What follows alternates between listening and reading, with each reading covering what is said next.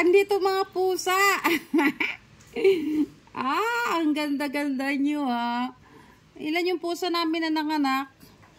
Ano ito? Anak nung isa lang? Yung isa, 4. Tapos yung isa, Nicolaya. Ay, ano? Isa. Ay, nandito na sila lahat.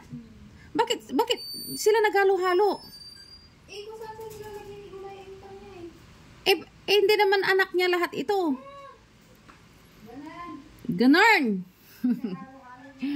Mga baby ka. Ang cute-cute ninyo pero ang dami-dami na namin pusa kasi. Yun oh, ay, what happened to your eyes? Ang dami-dami na namin pusa. Tapos ito na naman.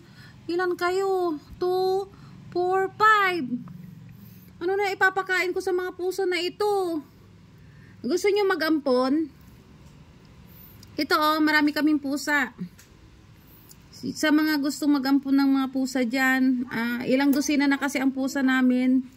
Pwede po kayong i-PM nyo po ako. Pwede po kayong mag-ampon po. Ito mga bagong silang mga ito, mga sanggol. Mga baby pusa. Pagkurot-kurotin ko kayo eh. Nanggigigil ako sa inyo. Bakit?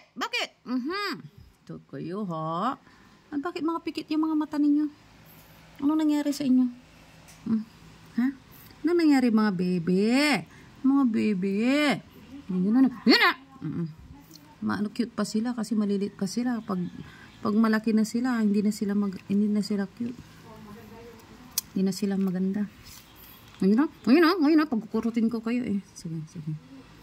Yan. Kung sa mga gusto mag-ampon po dyan, just PM me. And, you can have them all.